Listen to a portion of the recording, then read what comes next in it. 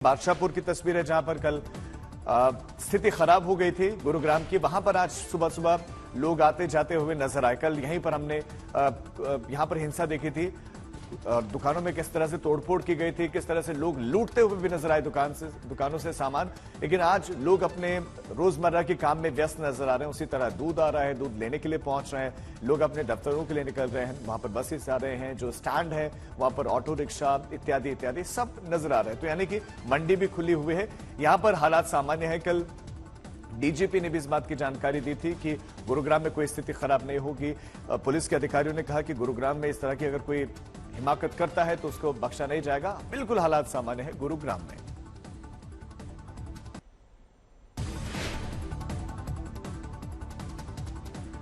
हरियाणा के मेवात में हुई सांप्रदायिक हिंसा को लेकर अयोध्या के संतोख से लेकर विश्व हिंदू परिषद तक ने मोर्चा खोल दिया है।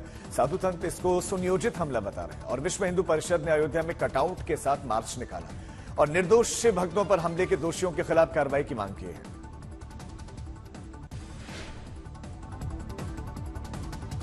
वहीं हरियाणा के अलग अलग क्षेत्रों में हुई हिंसा के मद्देनजर हरियाणा के मुख्यमंत्री ने एक प्रेस कॉन्फ्रेंस की और उन्होंने कहा कि सबकी सुरक्षा पुलिस नहीं कर सकती है। चले जाइए, दुनिया में किसी भी देश में चले जाइए, हर व्यक्ति की सुरक्षा पुलिस के द्वारा करना संभव नहीं होता। हमारी 130 करोड़ आबादी है, हरियाणा की लगा लें तो 2 करोड़ 70 लाख आबादी है। अब 2 करोड़ 70 या 80 लाख आबादी, हमारी पुलिस कितनी है? अब 60,000 50,000। तो इसलिए ये वातावरण बनाना पड़ता है। हम वातावरण बनाएंगे, अपील बार बार करेंगे, हाँ उसमें से एक सीमा को लांघेगा उसके खिलाफ कार्रवाई करेंगे। आउटसाइडर्स का चूंकि लगातार जितने सोशल मीडिया पर जो चीजें चली हैं उनको भी चिन्हित किया जा रहा है। हमारा जो साइबर डिपार्टमेंट है उसमें लगा है। जो 116 लोग पकड़े हैं वो इन्हीं में से पकड़े हैं। 90 लोग जो डिटेन किए हैं वो उसी कारण से डिटेन किए हैं। हरियाणा के मेवात में दंगाइयों ने जमकर उत्पात मचाया, दुकानों को जला दिया, गाड़ियों को राख कर दिया, पत्थरबाजी हुई, गोलियां चलाई गई। मतलब ये कि बलवाइयों ने पूरे शहर को बदरंग कर दिया। दंगाई हिंसा फैलाकर गायब हो गए, मगर मेवात अब सिसक रहा है। कैसे एक शहर खौफजदा है, कैसे शहर के बाशिंदे डरे हुए हैं। हंगामे के बाद वहां पर हालात क्या है, रिपोर्ट देखिए।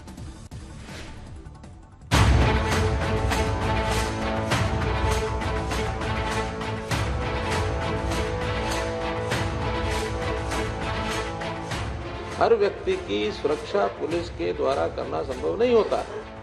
वाह, नहीं वाह खट्टर जी वाह। पता नहीं कहां से आया है आपको ये ज्ञान, जिस पर ध्यान देना जरूरी है। तो सुन ले हरियाणा वाले, हरियाणा के सूबेदार स्वीकार कर रहे हैं कि हर आदमी की सुरक्षा पुलिस नहीं कर सकती है। मेवात हिंसा पर प्रशासन की चूक को स्वीकार करने के बजाय मनोहर लाल खट्टर ऐसी दलील दे रहे हैं जो गले से नहीं उतरती। आप कहीं भी चले जाइए, दुनिया में किसी भी देश में चले जाइए, हर व्यक्ति की सुरक्षा पुलिस के द्वारा करना संभव नहीं होता। हमारी 130 करोड़ आबादी है, हरियाणा की लगा लें तो 2 करोड़ 70 लाख आबादी है। अब 2 करोड़ 70 या 80 लाख आबादी, हमारी पुलिस कितनी है? अब 60,000 50,000। तो इसलिए ये वातावरण बनाना पड़ता है। हम वातावरण बनाएंगे। जब राज्य का मुख्यमंत्री ही ये मान ले कि पुलिस सबकी सुरक्षा नहीं कर सकती, तो फिर कहने के लिए क्या बचता है? और मुख्यमंत्री ऐसे बयान देते हैं, इसलिए राज्य का आदमी कहता है कि उन्हें खट्टर सरकार पर भरोसा नहीं रहा। हरियाणा में योगी मॉडल लाइए, हरियाणा बचाइए। सरकार को योगी से सीखना चाहिए। बुलडोजर जब इनको दिखाया जाएगा ना, जब इनको पता चलेगा दुकानों को छोड़ रहे हैं। खट्टर सरकार नहीं चाहिए, कट्टर सरकार चाहिए मैडम। यूपी मॉडल अपनाया जाए मैडम। हम यहाँ रहते आ रहे हैं मैडम, आज हमारे बच्चों को, छोटे छोटे बच्चों को, हमें अपने यहाँ रोजी रोटी चिंता हुई पड़ी है जी। अब हमने किसी क्या बिगाड़ा है किसी का? 92 के बाद पलायन शुरू हो गया था, अब और तेजी से होगा। मैडम इतनी तेजी से पलायन होगा जिसका कोई आपका हिसाब। पलायन क्यों करेंगे? आप लोगों को क्या सरकार पर भरोसा नहीं? मैडम इतना डर के माहौल में कौन बच्चे छोटे नहीं भरोसा है। हमें सीआरपीएफ की मौजूदगी चाहिए जी। हमें सरकार पर, हमें योगी चाहिए या फोर्स चाहिए यहाँ पे सीआरपीएफ। हरियाणा की स्थिति नाजुक क्यों फूंका गया हरियाणा? क्यों जलाई गई गाड़ियां? किसी के पास पुख्ता जवाब नहीं है। अलबत्ता सबकी अपनी अपनी थ्योरी है। कोई पुलिस को जिम्मेदार बताता है तो कोई साजिश कहता है। लेकिन जिस तरह से मनोहर लाल ने बताया कि पुलिस सबकी सुरक्षा नहीं कर सकती, तो फिर सवाल तो बनता है कि क्या पुलिस से चूक हुई है? नूह को फूंक देने की साजिश रची गई, साजिश को अंजाम भी दे दिया गया और हरियाणा की पुलिस को कानो कान तक भनक तक नहीं लगी। सीएम कहते हैं कि सबकी सुरक्षा नहीं की जा सकती है और डिप्टी सीएम कहते हैं कि ब्रजमंडल यात्रा के आयोजकों ने यात्रा में शामिल होने वाले लोगों की सही संख्या क्यों नहीं बताई। पुलिस के ऊपर भी उन लोगों ने किया, जिसके परिणाम स्वरूप यात्रा को भी भंग किया गया और बहुत से स्थानों पर आगजनी की घटनाएं हुई, गाड़ियां जला दी गई। निश्चित रूप से एक बड़े षड्यंत्र का कहीं न कहीं हिस्सा लगता है। सारी नजर रखी जा रही है। जो लोग इस षड्यंत्र में नूह से बाहर के भी शामिल हुए हैं, उनको निश्चित रूप से पहचान करके उनके खिलाफ कार्रवाई की जाएगी। जो आयोजक थे कल की यात्रा के, उनने भीड़ एस्टिमेशन का प्रॉपर ब्यौरा डिस्ट्रिक्ट प्रशासन को नहीं दिया। कहीं न कहीं उसकी कमी के कारण ये दुर्घटना कल हुई। बता दें कि 100 से ज्यादा आरोपियों को गिरफ्तार किया जा चुका है। 29 FIR दर्ज की गई है। सोशल मीडिया पर नजर रखी जा रही है। मतलब संदेश देने की कोशिश हो रही है कि सख्त कार्रवाई की जा रही है। कार्रवाई तो ठीक है, मगर इस सवाल से सरकार कैसे बचेगी कि 750 पुलिसकर्मियों के भरोसे 20,000 लोगों की धार्मिक यात्रा को क्यों छोड़ा गया? पर्याप्त पुलिस बल क्यों नहीं लगाया गया? नूह से अरविंद ओझा, श्रेया चटर्जी, हिमांशु मिश्रा और चित्रा त्रिपाठी के साथ आज तक ब्यूरो।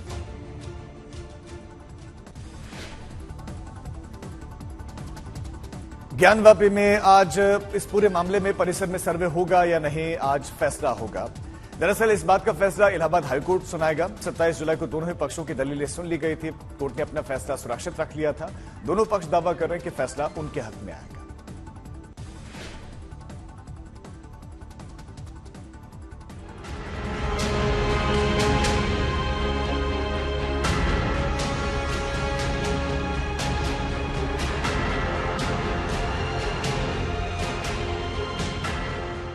त्रिशूल मस्जिद के अंदर क्या कर रहा है?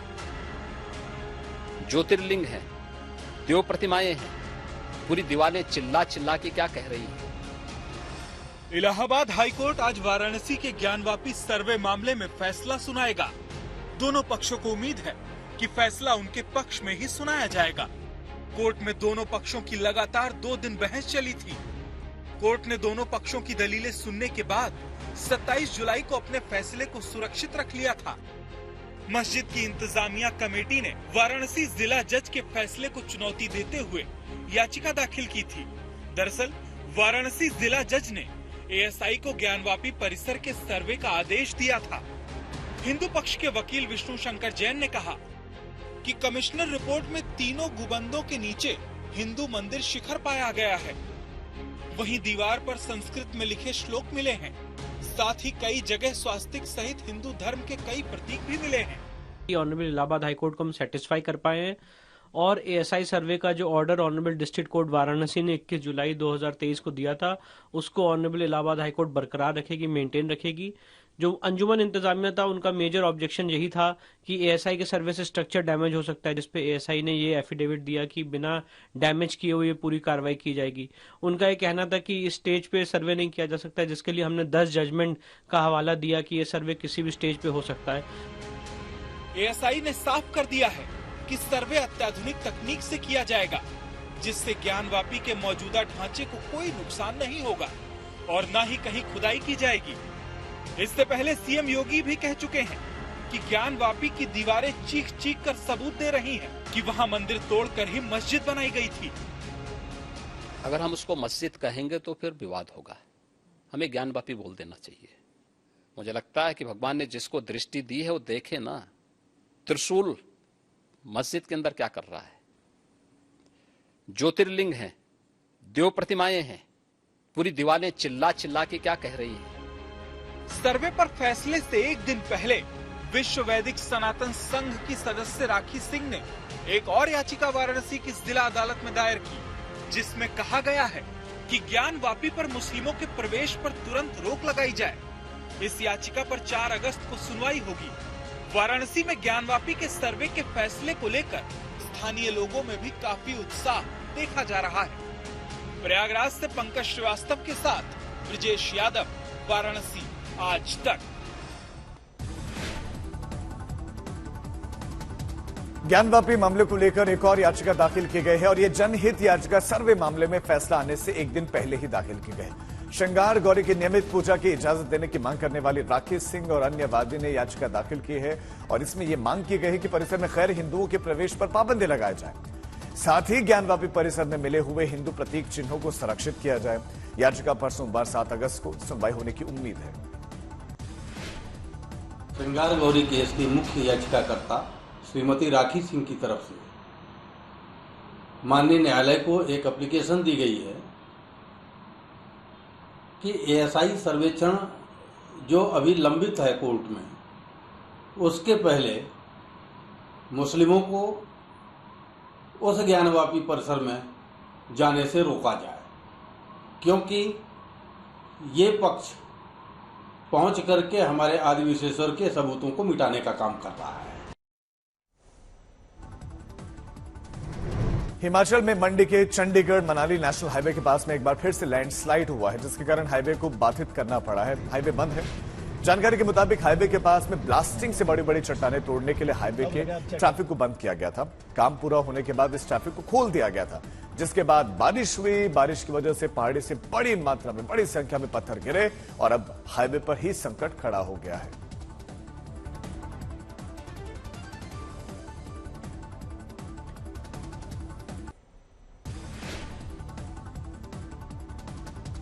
हिमाचल के बिलासपुर में लगातार हो रही बारिश के चलते दिक्कतें हैं। बारिश के कारण आसपास के स्थानों पर जल भराव जैसी स्थिति बन गई है। इतना पानी देखकर हर कोई हैरान हो गया है और इस तेज बारिश में मंदिर में दर्शनों के लिए पहुंच रहे यात्री थोड़ी देर के लिए रुक गए।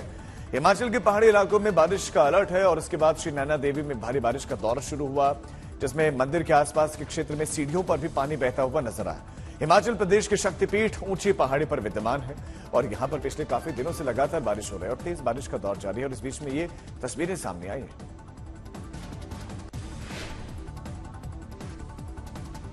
हैरान कर देने वाली तस्वीरें ओडिशा से भी सामने है। ओडिशा में भारी बारिश हो रही है। भारी बारिश की वजह से स्थिति भयावह होती जा रही है। मौसम विभाग के मुताबिक बंगाल की खाड़ी में बने गहरे दबाव के प्रभाव से प्रदेश भर में भारी बारिश हो रही है और अगले 24 घंटों तक ये बारिश जारी रहेगी।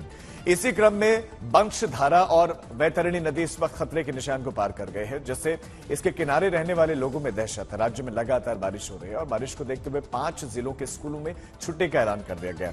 जिले के सभी सरकारी और निजी स्कूलों में अवकाश घोषित कर दिया गया है।